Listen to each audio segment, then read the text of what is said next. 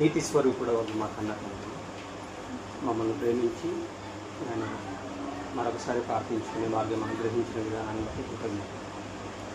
తండ్రి, మిమ్మల్ని స్తుతించడానికి మీరు ఇచ్చిన గొప్ప అవకాశాన్ని బట్టి కృతజ్ఞత.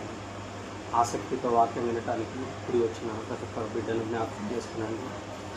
వారిలో నిత్య జీవానికి నిర్ణయింపబడిన వారి యొక్క మనసులను తెరవమని ప్రార్థించారు. ఈ కూడిక అంతం వరకు మీ సన్నిధిని, మీ తోడును మాకు దయచేయండి. దుష్టుని శోధనలో నుండి మమ్మల్ని తప్పించమని, మీ మాటలకు ఎటువంటి అభ్యంతరం కలగకుండా అందరూ సజావుగా చక్కగా వారి యొక్క మనసులను సిద్ధపరచుకొని మీ వాక్యం వినగలుగుటకు కృపను అనుగ్రహించమని ప్రార్థించారు. ఇంత మంచి సమయాన్ని మాకు అనుగ్రహించినందుకు మీకు మరొకసారి కృతజ్ఞతలు చెల్లిస్తున్నాం. ఈ ప్రార్థన క్రీస్తు వారి శ్రేష్టమైన నామంలో అడిగి వేడుకొంచున్నాం తండ్రి. ఆమేన్. ఆసక్తితో కూడి వచ్చిన మీ అందరికీ నా హృదయపూర్వకమైన వందనాలు తెలియజేసుకుంటున్నాను. కూర్చున్న మీకు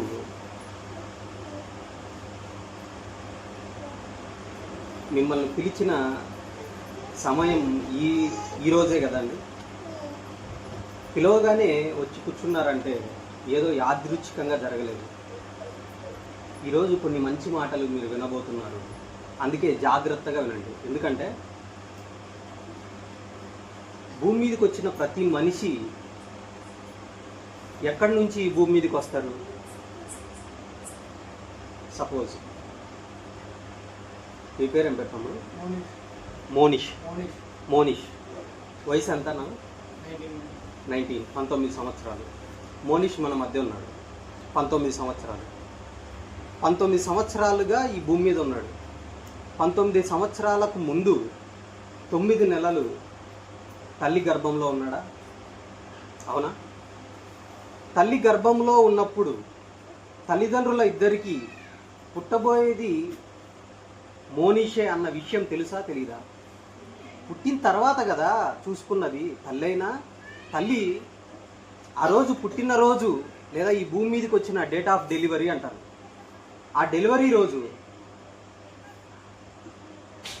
చేతిలోకి తీసుకొని అంతవరకు 9 నెలలు పడిన కష్టం, ఆ 9 నెలల కాలం పాటు సరిగా నిద్ర పట్టదు. ఏ చిన్నది గవక్కిన సడన్గా కూర్చోవటం కానీ, ఏదైనా బరువు ఎత్తడం కానీ ఏది చేయకుండా చాలా జాగ్రత్తగా తల్లి ఉంటుంది. అవునా? ఉంటున్నప్పుడు సరిగ్గా పడుకోలేరు. ఎన్నో నొప్పులు, వాంతులు, చాలా వికారం. సాధారణంగా ఉన్న మహిళగా తల్లి ఉండలేదు ఆ 9 నెలలు. ఆ 9 నెలల కాలం పాటు పడిన ప్రయాసంతా, ఆ కష్టం అంతా చేతిలోకి బిడ్డను తీసుకోగానే మర్చిపోదా తల్లి? ఖచ్చితంగా మర్చిపోతుంది. అలాగే ఆ బిడ్డ బయటికి వచ్చిన తర్వాత పుట్టింది మగబిడ్డనా ఆడబిడ్డనా అన్న విషయం తెలుసుకుంటారే తప్ప పుట్టక ముందు ఎవరైనా చెప్పగలరా? ఎవరు చెప్పలేరు. ఇది మీకు అర్థమైతే. పోనీ మోనీష్ పుట్టి 19 సంవత్సరాలు అయింది. 19 సంవత్సరాల ముందు 9 నెలల్లో ఫస్ట్ రోజు నుంచి తల్లికి తెలుసా, తండ్రికి తెలుసా? ఎవ్వరికి తెలియదు. ఎప్పుడు తెలుస్తుంది? ఎప్పుడు తెలుస్తుందంటే తల్లికి రావాల్సిన నెలసరి రాకపోతే, కూర్చోండి మా, అయిపోయిన తర్వాత అందరం పలకరించుకొని వందనాలు చెప్పుకొని సంతోషంగా నవ్వుకొని మాట్లాడుకున్నాం. ఓకేనా? దయచేసి ఒక 30-40 నిమిషాలు బాగినండి. ఓకే. మోనీష్ 19 సంవత్సరాల నుంచి ఈ భూమి మీద కనపడుతున్నాడు. 9 నెలలు తల్లి గర్భంలో ఉన్నప్పుడు ఆ బిడ్డ రోజు రోజు ఎదుగుతూ ఉంటాడు. ఎదిగే క్రమం లేదా తల్లి గర్భములో బిడ్డ ఉన్నాడన్న విషయం తల్లికి ఎప్పుడు తెలిసింది? నెల మన అమ్మలకి లేకపోతే మన అక్కలకు, చెల్లెళ్ళకు, మన భార్యలకు నెలసరి జరుగుతూ ఉంటుంది. అవునా? అది జరగడం ఆగిపోతే ఒక నెల, అప్పుడు భార్య వచ్చి భర్తతో చెప్తుంది. ఏమండి, నేను నెల తప్పానండి. అనగానే ఇద్దరు సంతోషపడతారు. సంతోషపడటం మాత్రమే వాళ్ళకు లోపల బిడ్డ అప్పటికే ఉండి ఎంత కాలమైంది? 4 రోజులైంది. మీకు తెలుసునో తెలీదో, 4 రోజులైంది. 4 రోజులైన తర్వాత తల్లికి తెలిసింది. తల్లికి తెలిసిన విషయం భర్తకు చెప్పింది. భర్తకు చెప్పిన తర్వాత అలాగా తల్లి గర్భం పెరుగుతూ ఉంటుంది కొద్ది కొద్దిగా 3 నెలలు, 4 నెలలు, 5 నెలలు అయిన తర్వాత సమాజానికి తెలుస్తుంది. ఏమ్మా నీళ్లు పోసుకున్నావా? ఎట్లా అడుగుతారు? నెల తప్పిందా, గర్భవతి అయిందా అని అడుగుతారు కదా. ఇది బాగుంది. సమాజానికి ఎప్పుడు తెలిసింది? మోనీషు గర్భంలో పడ్డప్పుడు నెల తర్వాత తల్లికి తెలిసింది. తల్లి చెప్పగా తండ్రికి తెలిసింది. సమాజానికి ఎప్పుడు తెలిసింది? 3 నెలలు లేదా 4 నెలల తర్వాత. గర్భం పెరుగుతూ ఉంటే ఏమ్మా కాయో పండో గర్భంలో పడింది, దేవుడు మిమ్మల్ని ఆశీర్వదించినాడు అని ఎవరైనా సరే అనుకుంటారా? అనుకోరా? ఇది మీకు అర్థమైతే మీరు ఆలోచించారా?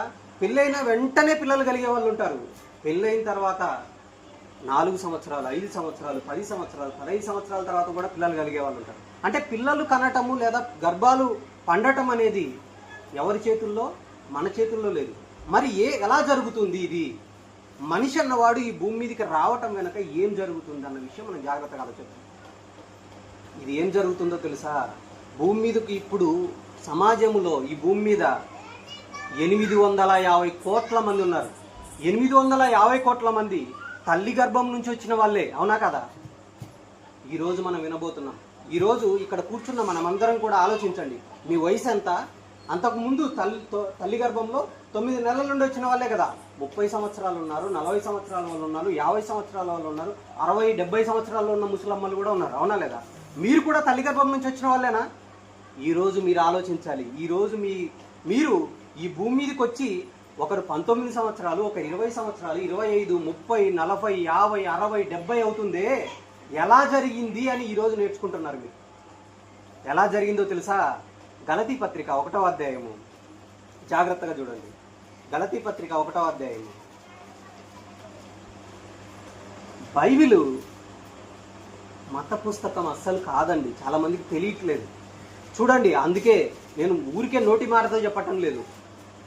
ఈ విషయాన్ని నేడున్న సమాజంలో ఎంత పెద్ద సైంటిస్ట్ అయినా డాక్టర్ అయినా చెప్పలేడు.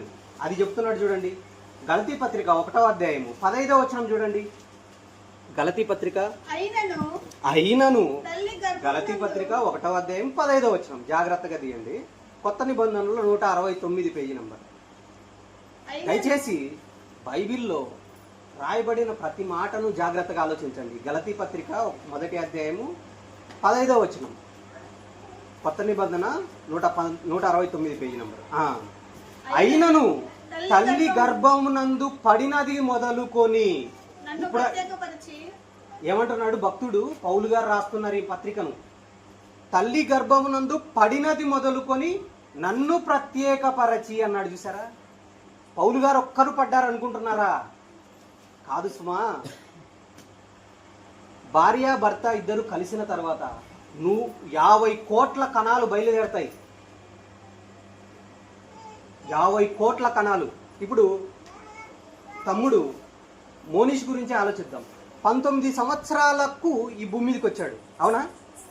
19 సంవత్సరాల కంటే ముందు 9 నెలలు తల్లి గర్భంలో ఉన్నాడు. ఆ 9 నెలల కంటే ముందు ఇతని రూపం ఏంటో తెలుసా? ఒక శుక్రకణం.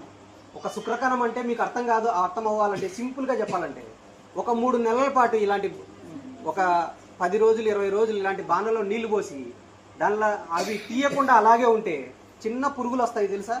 చిన్నవి పురుగులు తెలుసు కదా, మీరు చూసే ఉంటారు.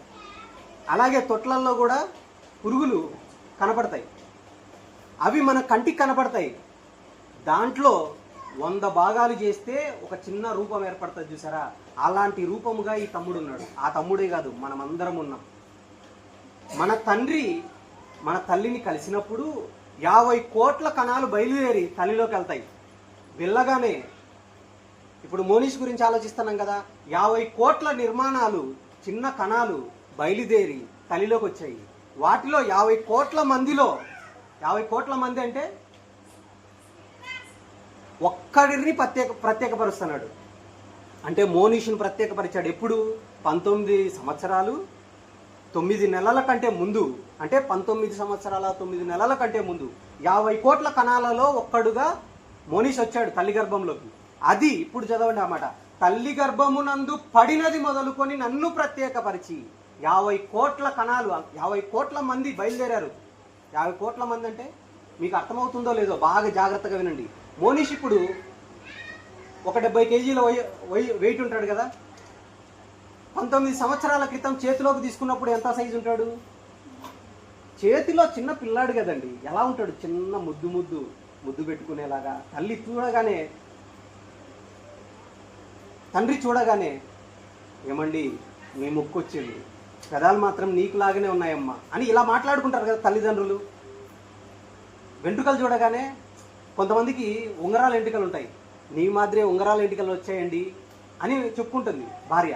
ఇలాగే బయటికి వచ్చిన తర్వాత చిన్న ఆకారము, తల్లి గర్భంలో చాలా చిన్నది కదండి. చెప్పాలంటే కొంతమందికి గర్భం నిలబడక అబార్షన్లు అవుతుంటాయి. అప్పుడు రక్తపు గడ్డగా రాలిపోతుంటారు. ఆ గడ్డ ఎంత ఉంటుంది? చిన్నది. నెలకు 2 నెలలకి 3 నెలలకే రాలిపోయే వాళ్ళు ఉంటారు. ఆకారాలు చాలా చిన్నవి ఉంటాయి కదా. అలాగే మనం చేతిలోకి వచ్చిన తర్వాత, తల్లి చేతిలోకి వచ్చిన తర్వాత చేతిలో బట్టే ఆకారము పెరిగే కొద్దీ 10 కేజీలు, 20 కేజీలు, 30 కేజీలు, 40 కేజీలు, 50 కేజీలు అలా పెరుగుతూ ఉంటాం. ఇలా ముందుకెళ్లే కొద్దీ తల్లి గర్భంలో 9 నెలల పాటు చిన్న ఆకారం. అవునా? తండ్రి నుంచి బయలుదేరి తల్లిలో పడే టయానికి ఏ ఆకారం తెలుసా? చిన్న ఆకారం. ఒక నీటి బొట్టును 1000 భాగాలుగా విడదీస్తే ఆ ఆకారం ఉంటుంది. అంత ఆకారంలో ఉన్న ఈ బిడ్డ తండ్రి నుంచి బయలుదేరి తల్లిలోకి వచ్చాడు. అదే మాట పౌలు గారు అంటున్నాడు, తల్లి గర్భమునందు పడినది మొదలుకొని నన్ను ప్రత్యేకపరచి అన్నాడు. చూసారా? అలాగా నన్ను దేవుడు ప్రత్యేకపరిచాడు. 50 కోట్ల మందిలో మనల్ని ప్రత్యేకపరిచి నువ్వు భూమి మీదకి వెళ్ళాలి అని అనుకున్నాడు. కాబట్టి 9 నెలల కాల పాటు మనం రక్తపు గడ్డగా రాలిపోకుండా మనల్ని కాపాడి తల్లి గర్భంలో బయటికి తీసుకొని వచ్చాడు. ఆ మాటలన్నీ ఉంటాయి. తల్లి గర్భం నుండి నన్ను ఉద్భవింపజేసిన వాడవు నీవే అంటాడు. ఇంకొక మాట చూద్దామా? పడినది మొదలుకొని ప్రత్యేకపరిచాడు. విషయం ఏంటంటే తల్లికి తండ్రికి పుట్టేంత వరకు ఈమె ఆడబిడ్డ, నాకు పుట్టింది ఆడబిడ్డ మగబిడ్డ అన్న విషయమే తెలియదు. పుట్టిన తర్వాత కదా, పుట్టిన తర్వాత ఏం అడుగుతారు? ఏం పిల్ల పుట్టింది అంటారు. ఆడపిల్లనా మగపిల్లనా? అంతేనా?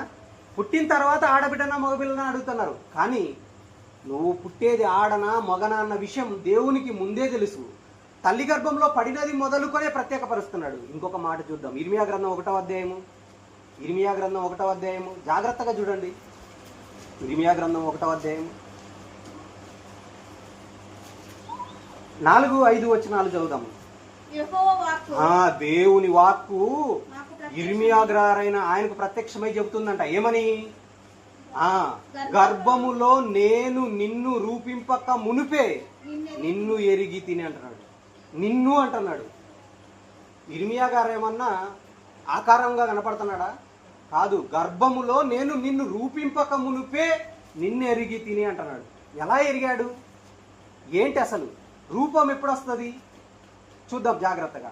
గర్భములో నేను నిన్ను రూపింపక మునిపే నిన్ను ఎరిగి తిని, గర్భము నుండి బయలుపడక మునిపే నిన్ను ప్రతిష్ఠించింది. బయలుపడేది ఎప్పుడు? అదే డెలివరీ అంటున్నారు. డెలివరీ అంటే 9 నెలల తర్వాత కదా. కొంతమంది 7 నెలలకు బయటకు వస్తారు. అవునా? 9 నెలల తర్వాత బయటకు వచ్చారు. 9 నెలల కాలం పాటు ఏం జరుగుతుందంట? రూపం ఏర్పడుతుందంట. ఆ రూపం ఎలా ఏర్పడుతుందో తెలుసా? ఈ సమాజానికి తెలీదు.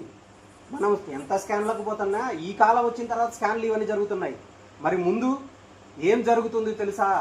స్కాన్లు వచ్చిన తర్వాత స్కాన్ తీసి డాక్టర్ ఏం చెప్తుంది? డాక్టర్ అమ్మ ఏం చెప్తుంది? హార్ట్ బీట్ బాగుంది, బాగానే ఎదుగుతుంది అని చెప్తారు. అంతే. ఊరికే ఆకారాన్ని బట్టి గుండె కొట్టుకుంటుంది. ఎప్పటి నుంచి కొట్టుకుంటుంది తెలుసా? బిడ్డ పడి 6 వారాల మొదలైనప్పటి నుంచి గుండె కొట్టుకోవడం మొదలవుతుంది. ఇంకా మీకు జాగ్రత్తగా చూస్తే తల్లి గర్భంలో ఏం జరుగుతుందో రూపింపక మునిపే ఎరిగితిని అన్నాడు తెలుసారా? రూపం ఏర్పడటం ఎంతకాలం జరుగుతుంది? 9 నెలల పాటు జరుగుతుంది. అందుకే ముందు చెప్పాను మీకు, ఒక నీటి బొట్టులో 1000 భాగాలు చేస్తే ఒక చిన్న నీటి తుంపర అంటారే అలాంటి తుంపరగా ఉన్నాడు. ఎవరు? మోనిష్. నువ్వు నేను కూడా అలాగే ఉన్నాం. మనం పుట్టిన తర్వాత ఎంత వయసు అయిందో అంతకంటే ముందు తల్లి గర్భంలో 9 నెలలు ఉంటే అంతకంటే ముందు అంత చిన్న రూపంలో ఉన్నాము. మనకు రూపాన్ని ఏర్పరుస్తున్నాడంట. ఆ రూపాన్ని ఏర్పరచక ముందే నేను నిన్ను ఎరిగి తిని అంటున్నాడు. మీకు అర్థమైందా? భక్తులు మాత్రమే కాదండి, ఇది మా భూమి మీద పుట్టుకొస్తున్న ప్రతి ఒక్కరికి ఇది సంభవించిందే, ప్రతి ఒక్కరికి సంబంధించిందే. మరి రూపం ఎలా ఏర్పడుతుందో తెలుసా? మరొక భక్తుడు అంటున్నాడు, పౌలు గారేమో తల్లి గర్భం నందు పడినది మొదలుకొని నన్ను ప్రత్యేకపరిచాడు అని చెప్తున్నాడు. ఎంతమందిలో? 50 కోట్ల మందిలో. రూపింపక మునిపే నిన్ను ఎరిగి తిని అని ఇర్మియా గారితో చెప్తున్నాడు. దావీదు గారి దగ్గరికి వెళ్ళిపోదాం చూడండి. కీర్తనల గ్రంథం 139, కీర్తనల గ్రంథం 139 13వ వచనం చదువుదాం జాగ్రత్తగా. కీర్తనల గ్రంథం 139 13. ఏమంటున్నాడు? నా అంతరింద్రియములను నీవే కలుగజేస్తివి అంటున్నాడు. అంటే మా అమ్మ కలగజేయలేదు, మా నాన్న కలగజేయలేదు, డాక్టర్ కలగజేయలేదు.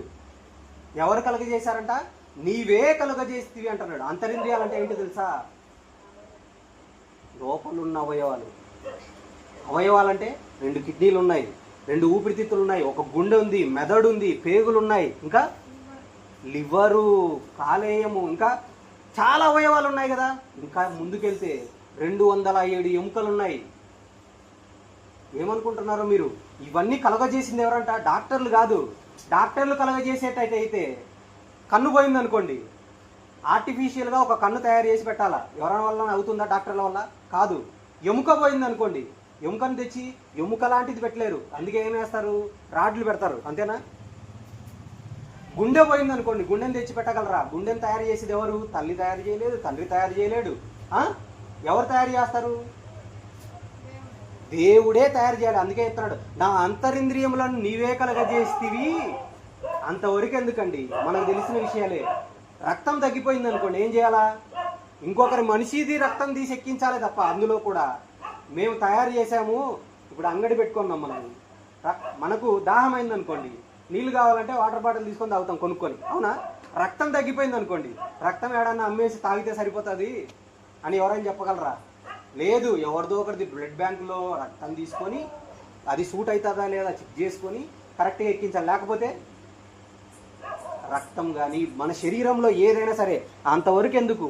తల మీద వెంట్రుకలు వెళ్ళిపోతేనే ఇంకొకరి వెంట్రుకలు తీసుకొని విగ్గు తయారు చేసుకొని పెట్టుకోవాలి తప్ప ఎవరైనా వెంట్రుకలు మొలిపించగలరా? ఎవ్వరూ మొలిపించలేరు. కారణం ఏంటి?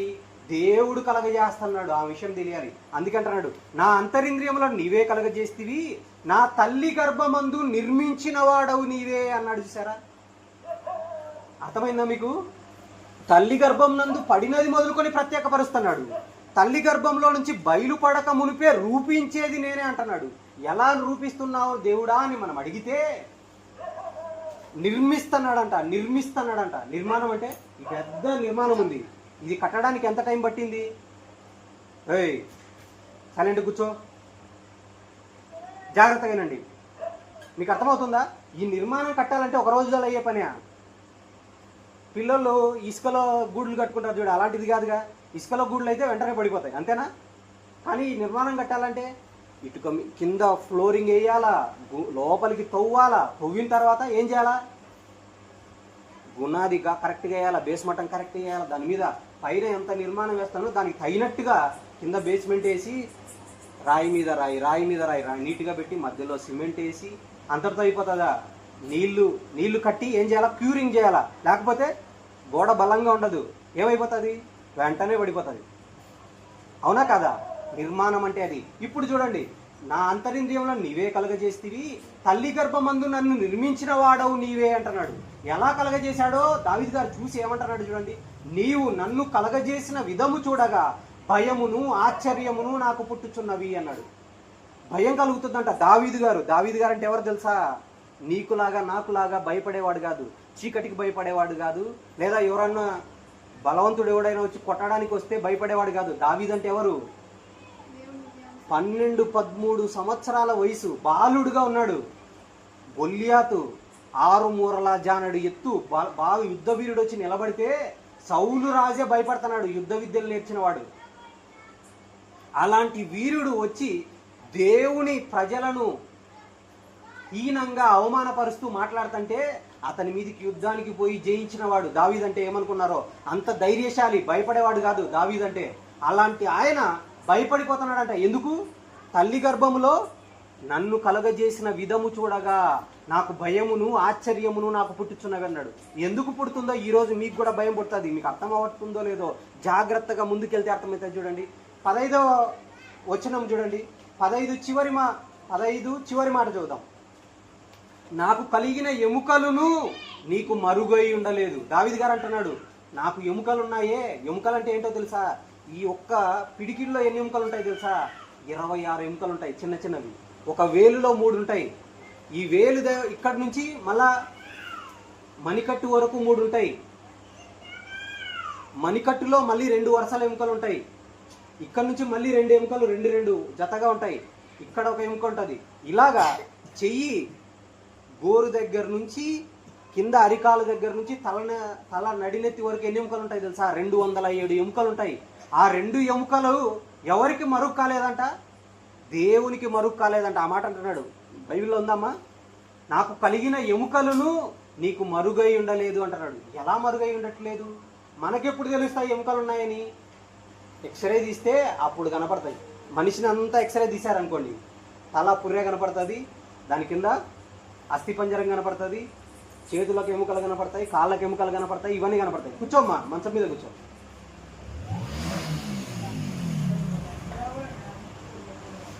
పర్లేదు, కూర్చుంటున్నారు. జాగ్రత్తగా చూడండి, జాగ్రత్తగా నన్ను చూడండి. ఓకేనా? జాగ్రత్తగా నన్ను చూడండి. కూర్చోండి, పర్లేదు. మీకు అర్థమైందా? నాకు కలిగిన ఎముకలను నీకు మరుగై ఉండలేదు.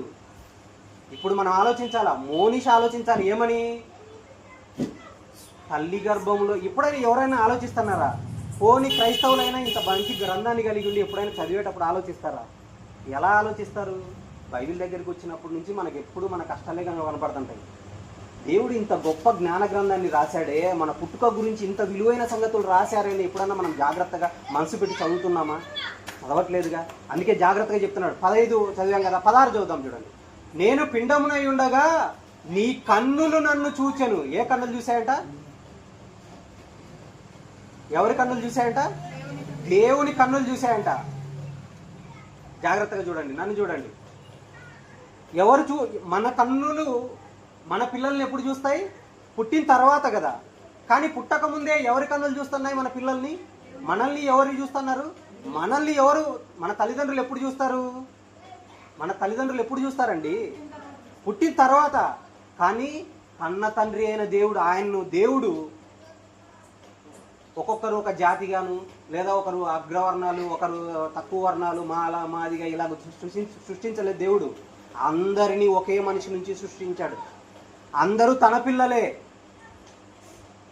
మీరు చెప్తారా? ఒక తండ్రికి 4-5 పిల్లలు ఉన్నారనుకోండి, ఒకడు మాలోడు, ఒకడు మాదిగోడు, ఒకడు రెడ్డి, ఇంకొకడు అని చెప్తారా? అది ఎంత తప్పో. దేవుడు కూడా అందరినీ సమానంగానే చూశాడు. అందరూ తన పిల్లలే అనుకున్నాడు. అందుకే అందరికీ తండ్రి అయిన దేవుడు ఒక్కడే అని ఉంటుంది బైబిల్లో. అందరూ ఒక్కటే అని యేసుక్రీస్తు కూడా ఈ భూమి మీదకి వచ్చి అందరి పాపాల కోసం తన రక్తాన్ని కార్చాడు. జాగ్రత్తగా చూడండి, ఏమంటున్నాడు? నేను పిండమునై ఉండగా నీ కన్నులు నన్ను చూచెను. నియమింపబడిన దినములలో ఒకటైనను కాకమునిపే నా దినములన్నీ నీ గ్రంథములో లిఖితములాయను. ఈ మాట మీకు ఎంత అర్థమైందో లేదు. నియమింపబడిన దినాలలో ఒక్కటైనను కాకమునిపే అంటే ఇప్పుడు మోనీషు వచ్చి ఎన్ని సంవత్సరాలు అయింది? 19 సంవత్సరాలు అయింది కదా. అంటే 19 సంవత్సరాలు అంటే సంవత్సరానికి 365 రోజులు. 365 × 19 ఎంత అవుతుందో? అలాగే ఎంతకాలం బ్రతుకుతామో మనం? 60 సంవత్సరాలు అనుకోండి. 60 సంవత్సరాలు × 365 రోజులు. అలాగ లెక్కేసుకుంటే ఆ నియమింపబడిన దినాలు అంటే ఏవో కాదు. పుట్టిన దినము, మధ్యలో మనకు ఒకటి వస్తుంది వివాహ దినము అని, తర్వాత మరణ దినం వస్తుంది. ఈ మధ్యలో ఉన్న కాలాన్నే నియమింపబడిన దినాలు అని బైబిల్ చెప్పింది. ఆ నియమింపబడిన దినాలు ఒక్కటైనను కాకమునిపే నా దినములన్నీ నీ గ్రంథములో లిఖితములాయన. దేవుడు ఒక గ్రంథాన్ని పెట్టుకున్నాడంట. మోనీష్కి ఒక గ్రంథం, చెల్లికి ఒక గ్రంథం, నాకొక గ్రంథం, నీకొక గ్రంథం, అలాగా ఉన్న ప్రతి ఒక్క మనిషికి ఎప్పటి నుంచి ఈ భూమి మీదకి వచ్చిన ప్రతి మనిషి తల్లి గర్భం నుంచే వస్తున్నాడు. ప్రతి మనిషిని వాళ్ళ తల్లిదండ్రుల కంటే ముందే ప్రత్యేకపరుస్తున్నాడు, వాళ్ళని నిర్మిస్తున్నాడు, నిర్మించి ప్రతి అవయవాన్ని చేసుకుంటున్నాడు, ప్రతి దినాన్ని రాసుకుంటున్నాడంట గ్రంథంలో. ఒకటేనా అంకె ఉందా అక్కడ? ఒకటేనా అంకె ఉందా? ఆ ఒకటేనా అంకె ఇచ్చి దాని భావం ఏందో కింద రాస్తున్నాడు. చూడండి ఏమని రాస్తున్నాడు, చదువుమా కింద.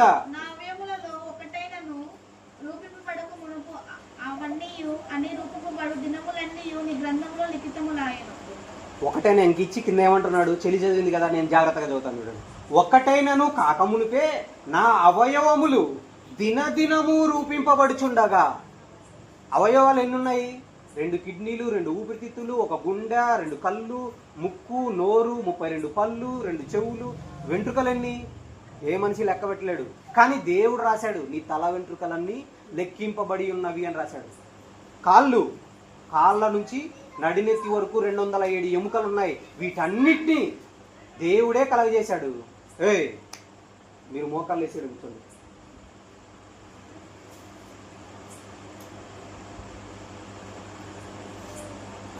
ఓకే, ఏమంటున్నాడు? ఒక్కటైనను కాకమునిపే నా అవయవములన్నీయు నీ గ్రంథములో లిఖితములై. అవయవాలన్నీ అంటే నాలుగుందా, పళ్ళున్నాయా, కళ్ళున్నాయా, వీటన్నిటిని రాసుకుంటున్నాడు. ఎప్పుడు రాసుకుంటున్నాడు? దినదినము రూపింపబడుచుండగా. అంటే 270 రోజులు అనగా 9 నెలల కాలం పాటు తల్లి గర్భంలో ఉన్నప్పుడు మోనిష్కి చక్కని కళ్ళు రావాలి. ఆ కళ్ళను చూసుకుంటాడు. తర్వాత పెరిగిన తర్వాత, పెద్ద అయిన తర్వాత అద్దం ముందు చూసుకుని. స్త్రీలు కూడా అంతే కదా, నా ముక్కు, నా రంగు, ఇవన్నీ చూసుకొని మనం ఆనందపడతాం అందరం. ఎప్పుడు? భూమి మీదకి వచ్చిన తర్వాత ఆ అవయవాలన్నీ దేవుడు చూసుకుంటున్నాడు. తల్లి గర్భంలో 270 రోజులు, 9 నెలలు అంటే 9 నెలలు ఇంటూ 30, 270 రోజులు. ప్రతిరోజు ఏ అవయవం ఏర్పడుతుంది ఏంటి అనేది రాసుకుంటున్నాడు, ఎంతగా ఏర్పడింది అని రాసుకొని. ఒక్కటైనా కాకమునిపే ఏంటి? అవయవములు. ఈరోజు ఒక్క అవయవం గురించి చూద్దాం. ఎందుకు తెలుసా? ఎందుకు చెప్తున్నానంటే, ఇది ఈరోజు పెరిగి పెద్ద అయిన తర్వాత మనం ఏమైపోయినాం? ప్రతి అవయవం పాపం చేయడానికి వెళ్ళిపోతుందా లేదా? వెంటనే అబద్ధాలు ఆడేస్తాం. చూపు చాలా భయంకరమైన చూపులు. ఇప్పుడు సమాజం బాగలేదు. ఆలోచనలు ఎంత భయంకరమైన ఆలోచనలు. నిన్నగాక మొన్న రాజస్థాన్లో ఒక కూతురు ఏం చేసింది తెలుసా?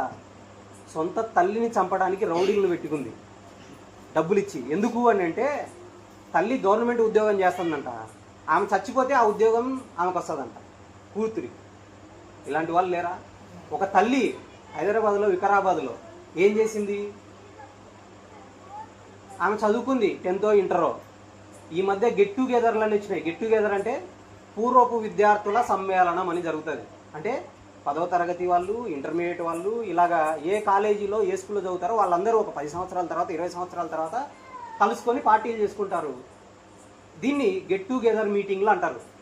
ఈ మీటింగ్కి ఆవిడ పెళ్ళైన తర్వాత, 3 పిల్లలు కలిగిన తర్వాత అందరూ ప్లాన్ చేసినారంట. ఒక 15 సంవత్సరాల తర్వాత, 10 సంవత్సరాల తర్వాత వెళ్ళిన తర్వాత కాలేజీలో ప్రేమ గుర్తొచ్చింది. కాలేజీలో ఎవరో ఒకతను ప్రపోజ్ చేస్తున్నాడంట. గుర్తొచ్చి అక్కడ వెళ్ళిన తర్వాత ఫోన్ నెంబర్ తీసుకుంది, మాట్లాడటం మొదలైంది. పెళ్ళయి 3 పిల్లలు ఉన్నారు. 10 సంవత్సరాల పిల్లోడు, 3 కొడుకులే. 7 సంవత్సరాల పిల్లోడు, 5 సంవత్సరాలు. చూడటానికి పిల్లలు ఎంత బాగున్నారు తెలుసా? దొండపండులాగా చక్కగా ఉన్నారు. ఈమె మాట్లాడి కుటుంబం అన్న తర్వాత సమస్యలు ఉంటాయి. అవునా? ఉండవా? ఉంటాయి ఖచ్చితంగా. భార్యాభర్తలు అంతవరకు ఒంటరిగా ఉండటం వేరు. భర్తతో కలిసిన తర్వాత, పిల్లలు వచ్చిన తర్వాత, అత్తమామలు ఉన్న తర్వాత ఇంట్లో సమస్యలు చాలా ఉంటాయి. అవన్నీ ఓర్చుకుంటూ కుటుంబాన్ని చాలా జాగ్రత్తగా కట్టుకోవాలి. అలా కట్టుకున్న వాళ్ళే చాలామంది తల్లులు పిల్లలను పెంచి గొప్పవారిగా ప్రయోజకులుగా చేస్తారు. కానీ ఈవిడ ఇప్పుడు సమాజంలో ఏమైపోయింది? ఇలా వచ్చిన తర్వాత ఇంట్లో సమస్యలు ఇవన్నీ ఎప్పుడు చూసినా, ఎప్పుడు వండుకోవటము, తింటము, పిల్లలకు ఇంకా స్నానాలు చేయించటము, స్కూల్కి పంపటము, వాళ్ళు వచ్చి రాగానే మళ్ళీ వాళ్ళకి తినడానికి పెట్టడం, తట్టుకోలేకపోతుంది సుఖం మరిగేసి. వాడేమో ఫోన్ చేసి హ్యాపీగా బాగా తిన్నావా అని బాగా మాట్లాడటం, కొంచెం టైర్డ్ అయిపోయినా, బాగా నొప్పి తీస్తుంది, తలనొస్తుంది అంటేనే అవునా జెండు బాంబు తీసుకోవద్దా, ఇలాగే మాట్లాడతారు కదా, చాలా భయంకరంగా ఉంటాయి మాటలు. అలా మాట్లాడే లోపల ఇతను నన్ను బాగా చూసుకుంటున్నాడు, ఇతనే నాకు కావాలనుకొని అక్రమ సంబంధాన్ని పెట్టుకొని ఇంకా చివరికి ఏమైపోయిందంటే మన ఇద్దరికి మధ్య మన ప్రేమ ముందుటిది ఎప్పుడుదో. కాబట్టి మన ఇద్దరికి మధ్య ఎవరు అడ్డం వచ్చినారు? భర్త అడ్డం వస్తున్నాడు, 3 పిల్లలు అడ్డం వస్తున్నారు అని చెప్పేసి ప్లాన్ వేసింది. పెరుగన్నంలో విషం కలిపి పెట్టింది. ఆ రోజు ఏదో ఫంక్షన్ ఉండటం వల్ల భర్త పోయి బయట తిన్నాడు. 3 పిల్లలకు పెరుగన్నం పెట్టింది. 3 పిల్లలు పెరుగన్నం తిని పడుకున్నారు, లేవలే. ఏమైందని తర్వాత చూస్తే ఇద్దరు చచ్చిపోయినారు, నిద్రలోనే 3 చచ్చిపోయినారు పిల్లలు. పేపర్లో వచ్చిందండి, మీరు చూసే ఉంటారు, యూట్యూబ్లో కూడా చాలా జరిగింది. దాదాపు ఒక 4-5 నెలల క్రితం జరిగే లోపల ఏమైంది, సడన్గా 3 చనిపోవటం ఏంది, పెరుగన్నం తిని చనిపోవటం ఏంది. ఈమె చనిపోలే, అంతేనా కదా? ఇంట్లో పెరుగన్నం చేసిన తర్వాత భర్త బయటికి పోయి తినటం వల్ల బతికిపోయినాడు, ఈమెమో చనిపోలే. అంటే ఏదో తేడా కొడుతుంది. ఏంటి అని 3 చనిపోవటం ఏంటి అని వాళ్ళ భర్త ఏం జరిగింది, దీని వెనక ఏం జరిగిందని ఆరాధిస్తే చివరిగా ఈమె ఫోన్లో ఇవన్నీ చెక్ చేయటం, ఇవన్నీ చూసిన తర్వాత ఈమె విషయం ఇచ్చి చంపింది. ఎవరిని? తన కడుపున పుట్టిన 3 మగబిడ్డల్ని. కారణం ఏంటి? శరీరంలో పుట్టిన కోరికలను తట్టుకోలేకపోవటం. శరీరం ఎలాంటిదంటే ఇక కావాలి కావాలి కావాలి కావాలి అంటుంటది. అలాగ తట్టుకోలేక ఈ సమాజంలో ఎలా జరుగుతున్నాయి. ఇంకొకడు ఏం చేశాడు, అక్రమ సంబంధం పెట్టుకొని భార్యనే ముక్కలుగా నరికి కుక్కర్లో ఉడకబెట్టినాడు. మీకు వినే ఉంటారు. ఇవన్నీ ఎందుకు జరుగుతున్నాయి అంటే అవయవాలు ఇన్ని ఉన్నాయి కదా, అవయవాలన్నిట్లోకి పాపం ఎలా వస్తుందో యేసుక్రీస్తు వారు భూమి మీదకి వచ్చి ఒక్క మాట చెప్పాడు. ఆ మాట భావాన్ని చూసుకొని మనం ముగించుకున్నాం. ఎంత బాగుంటుంది తెలుసా? లూకాసు వార్త తీయండి. లూకాసు వార్త 1వ అధ్యాయము, లూకాసు వార్త 11వ అధ్యాయము, లూకాసు వార్త 11వ అధ్యాయము, లూకాసు వార్త 11వ అధ్యాయము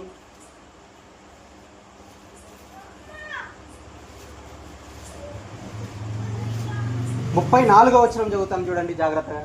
లూకాసు వార్త 11వ అధ్యాయం 34. లూకాసు వార్త 11వ అధ్యాయం 34. నీ దేహమునకు దీపము నీ కన్నే గనుక అన్నాడు. చూసారా? దేహం ఉందే, దేహం మనం ఇందాక చూసామే. దేవుడు తల్లి గర్భంలో ఏమిచ్చాడు? దేహాన్ని ఇచ్చాడు, నిర్మించాడు, ప్రతి అవయవాన్ని చేసి పెట్టాడు కదా. ఆ దేహం పెరిగే కొద్దీ కోరికలు వస్తాయి, చాలా వస్తాయి, అన్నీ వస్తాయి. దానికి దేహాన్ని అంతటికి కలిపి ఏమంటున్నాడు? దేహమునకు దీపము నీ కన్నే గనుక. నీ దేహం ఉంది కదా, ఆ దేహానికి దీపం ఏంటంట? కన్ను. దేహం ఏంది, దీపం ఏంది, కన్ను ఏంది? ఇది అర్థం అవ్వాలంటే కిందకి చదివితే అర్థమవుతుంది. నీ కన్ను తేటగానుంటే నీ దేహం అంతయు వెలుగుమయమై ఉండును. అది చెడినదైతే, ఏది? కన్ను చెడిపోతే నీ దేహమును చీకటిమయమై ఉండును అని 36 చదువుతాడు చూడండి. 36 చదువుదాం. ఏ భాగమైనను అంటే కన్ను వెలుగుగా ఉందనుకోండి, కన్ను తేటగా ఉందనుకోండి, మిగతా భాగాలు ఎన్ని ఉన్నాయి? మెదడు బాగుంటుంది, గుండె బాగుంటుంది, ఊపిరితిత్తులు బాగుంటాయి, అన్ని బాగానే ఉంటాయి. ఎలా బాగుంటాయో కింద చెప్తున్నాడు. ఏ భాగమైనను చీకటి కాక నీ దేహం అంతయు వెలుగుమయమైతే దీపము తన కాంతి వలన నీకు వెలుగిచ్చినప్పుడు ఎలాగుండునో అలాగు దేహం అంతయు వెలుగుమయమై ఉండును అన్నాడు. కన్ను గురించి చెప్తున్నాడు. ఇప్పుడు ఈ ప్రాంగణంలో లైట్ వేశారు. అది ఒక్కడొక లైట్ ఉంది, ఇక్కడ ఒక లైట్ ఉంది. ఈ లైట్లు 2 ఉండటం వల్ల ఇదంతా బాగా వెలుగుమయమైంది. అన్ని బాగా కనపడుతున్నాయి, అవునా కదా? చిన్న చిన్న పిల్లలు కనపడుతున్నారు, చేపలు కనపడుతున్నాయి, వాటి రంగులు కనపడుతున్నాయి, ఆ మొక్కలు కనపడుతున్నాయి, ఆ మొక్కలకున్న పూలు కనపడుతున్నాయి. ఒకటి తెల్ల పూలు, ఒకటి మందార కలం పూలు, అవేంటి కనకాంబరాలు, నీటికి కనపడుతున్నాయి, అవునా? ఏ రంగో కనపడుతుంది, మనిషి రూపం కనపడుతుంది, వెంట్రుకల కలర్ కనపడుతుంది, అన్నీ కనపడుతున్నాయి. ఇది మీకు అర్థమైతే మన దేహానికి కూడా 2 దీపాలు ఉన్నాయి. ఏంటవి? కళ్ళున్నాయే, ఆ కళ్ళు దీపము లాంటివంట. అవి చెడిపోయినాయి అనుకోండి, ఏం జరుగుతుంది? దేహం మొత్తం చీకటి అయిపోతుందంట. ఇది అర్థం అవడానికి ఒక ఉదాహరణ చెప్తాను. బైబిల్లోదే మొట్టమొదట దేవుడు మనుషులను తయారు చేసి ఒక తోటలో పెట్టాడు. తోటలో పెట్టిన తర్వాత అన్నీ తినండి అన్నాడు. ఎన్ని పండ్లు ఉన్నాయి భూమి మీద? మామిడి పండు, సపోటా, కలింగరకాయ, ఎన్ని పండ్లు ఉన్నాయంటే అన్ని పండ్లు ఉన్నాయి. మనకు నోట్లో ఉండేది 32 పళ్ళే కానీ ఈ భూమి మీద ఉండే పండ్లు 32 ఉన్నాయా? ఉండే నాలుక ఎంత బెత్తేడే ఒకటే, కానీ దానికి రుచి ఎన్ని రకాల రుచులు ఉన్నాయి, ఎన్ని రకాల పండ్లు ఉన్నాయి. కలేకాయలు ఒక రుచి, నేరేడు పళ్ళు ఒక రుచి, మామిడి పండు ఒక రుచి, కొబ్బరి నీళ్ళు ఒక రుచి, కొబ్బరి ఒక రుచి, చెరుకు ఒక రుచి. అందులోనే చెరుకు దాటితే స్వీట్గా ఉండేది. అరటిపండు దాని స్వీట్ వేరు, జామ పండు దాని స్వీట్ వేరు. ఎన్ని రకాల పండ్లు ఉన్నాయి. సపోటా పండ్లు, పైనాపిల్, నారింజ, చీని, బత్తాయి, ఎన్ని పండ్లు ఉన్నాయి. ఇవన్నీ తినండి అన్నాడు, కానీ ఒక్కటి తినద్దన్నాడు. తినద్దంటే దయ్యం వచ్చింది. అలాగే మనందరి దగ్గరికి దయ్యం వస్తుంది వయసు వచ్చిన తర్వాత. వచ్చి ఏం చేస్తుంది తెలుసా? ఏం చేస్తుందో చూడండి. ఆదికాండము 3వ అధ్యాయము 5వ వచనం చూడండి. ఆదికాండము 3వ అధ్యాయం 5వ వచనం. ఆదికాండం 3వ అధ్యాయం 5వ వచనం. అందుకు సర్పము సర్పం రూపంలో వచ్చింది. ఎవరు? దయ్యం. దయ్యం అనగానే తల విరబోసుకొని ఊగులాటం ఇది కాదు. మనల్ని పాపం చేయడానికి ప్రేరేపించేదే దయ్యం. అది మనుషుల రూపంలో ఉండొచ్చు, మనల్ని తప్పు మార్గానికి లాగే ఏదైనా ఉండొచ్చు. అలాగా ఆనాడు సర్పం వచ్చి ఏమంటుంది చూడండి. మీరు చావనే చావరు, ఏలయనగా 3వ అధ్యాయము 6 చదువుతాం డైరెక్ట్. 6 స్త్రీ ఆ వృక్షము ఆహారమునకు మంచిదియు, కన్నులకు అందమైనదియు, వివేకమిచ్చు రమ్యమైనదియునై ఉండుట ఏం చేసిందంట? చూచిందంట. ఎలా చూసింది? దాన్ని చూడగానే ఆహారానికి మంచిదిగా కనపడుతుందంట, కన్నులకు రమ్యమైనదిగా కనపడుతుందంట, అందమైనదిగా కనపడుతుందంట. అది చూసినప్పుడు ఏమనుకుంది? మీకు అర్థమవుతుందా? ఇది అర్థం అవ్వాలంటే ఒక ఉదాహరణ చెప్తా. దారిని నడుచుకుంటా పోతుంటాం. దారిని నడుచుకుంటా పోయేటప్పుడు చికెన్ పకోడా ఎర్ర కాల్చివాడు అలా ఏలాడదీస్తుంటాడు పెద్ద పెద్ద హోటల్స్లో గమనించినారా? అద్దాల బాక్స్ ఒకటి పెట్టి చికెన్ తిప్పుతుంటాడు ఒక కడ్డీ పెట్టేసి. అవునా? చూసారా మీరు ఎప్పుడన్నా బయట? ఎందుకు? అది చూడగానే ఎర్రగా కనపడే చూడగానే వీడికి ఆకలి గుర్తు రావాలి, దాన్ని తినాలనిపించాలా. కాబట్టి వెంటనే హోటల్లోకి రావాలా. హోటల్లోకి వచ్చి ఆర్డర్ చేసేటప్పుడు మళ్ళీ మెనూ రాస్తాడు. మెనూ రాసి దాని పక్కన బొమ్మలు కూడా వేస్తాడు బాగా కలర్ఫుల్గా. అవి చూడగానే తినాలనిపిస్తుంది. మీకు అర్థమవుతుందా? ఇదంతా దయ్యం వేసిన తంత్రాలు. అలాగా మొట్టమొదటిగా మనందరికీ తల్లి ఒక ఆవిడ ఉంది. ఆవిడకు ఈ ఉచ్చేసింది. ఏమని? చూడు, నువ్వు తినద్దన్నాడు కదా, ఒకసారి చూడు. ఆహారానికి ఎంత బాగుంది అసలు చూడు, కనులకు ఎంత అందంగా ఉంది చూడు, రమ్యంగా ఉంది చూడు అనగానే నేను తినను, ఒకసారి చూద్దాం, తప్పేముంది. ఈనాడు ఆడపిల్లలు కూడా ఏమైపోయినారు? ఫోన్లో షాపింగ్ యాప్లు వచ్చేసినాయి. మీషో అంట, ఆ షో అంట, ఈ షో అంట. చూడగానే డ్రెస్సులు ఏం బాగా ఎంత కొత్త మోడల్ ఏమొచ్చినాయి చూద్దాం ఊరికే. యవనస్తులు కూడా ఏం చూస్తున్నారు? చూద్దాం ఖాళీగా ఉండకుండా. యూట్యూబ్లో, ఇన్స్టాగ్రామ్లో రీల్స్, ఇవన్నీ చూడటంలో ఏం జరుగుతుంది తెలుసా? అదే జాగ్రత్తగా చూడండి. 6 ఆ వృక్షము ఆహారమునకు మంచిదియు, కన్నులకు అందమైనదియు, వివేకమిచ్చు రమ్యమైనదై ఉండుట చూసింది అంటే కళ్ళు చూశాయి. చూచి ఏం చేసింది? చూచినప్పుడు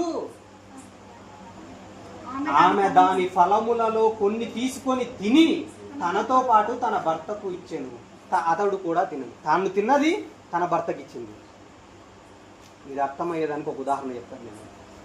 జాగ్రత్తగా మీరు గమనిస్తే ప్రతి పాపమైనా సరే మన శరీరంలోకి ఎంటర్ అవ్వాలంటే ఏం జరగాలి తెలుసా? చెవుల ద్వారా మాట వెళ్ళాలి. మాట వెళ్ళిన తర్వాత దాన్ని చూడాలి. చూసిన తర్వాత అది మన కళ్ళు చెడిపేస్తుంది.